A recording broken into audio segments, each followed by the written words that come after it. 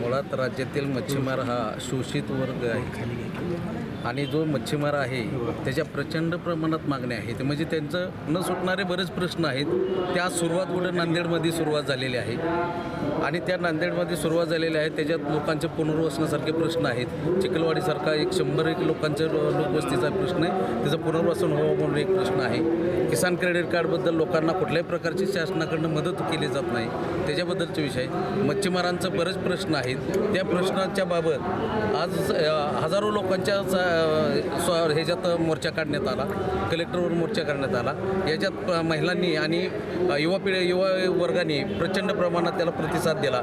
आमचा आरक्षणाचा प्रश्न आहेत, आरक्षणाच्या प्रश्नाबाबत हे आमच्या मांडण्या होत्या. त्याबाबत आम्ही कलेक्टर साहेबांना निवेदन दिले. जे कलेक्टर साहेबांच्या अंडरमध्ये जेवढे प्रश्न आहेत त्यात मच्छी मार्केटचं असेल, मच्छी मार्केटमध्ये आम्ही मागणी केलेलं आहे की नांदेड शहरामध्ये 3 ठिकाणी मच्छी मार्केट द्यावं. त्याला शासनाच्या NCDC-मधून मोठ्या प्रमाणात कर्ज उपलब्ध होते.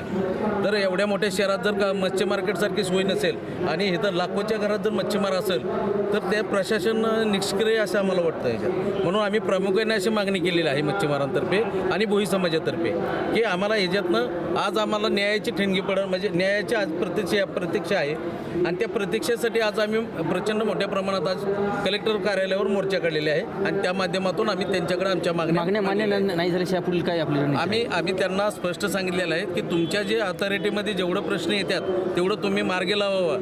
राहिलेले प्रश्न आम्ही महाराष्ट्र राज्य मच्छीमार संघर्ष कृती समिती राज्यातील मच्छीमारांच्या भोई समाजाच्या बाबतीत तिथं राज्य सरकार संघ पाठपुरावा करत असते आणि त्याच्यात जर ज्या मागण्या इथं पूर्ण होणार नाहीत त्या मागण्यांसंदर्भात आम्ही राज्य सरकारकडे त्याबाबत आम्ही पाठपुरावा करणार आहोत आणि ते प्रश्न सोडून घ्यायचा आम्ही प्रयत्न करणार आहोत. ठीक. मच्छी मार्केट कुठं काय जिथं चांगल्या जिथं शेडकोसारखे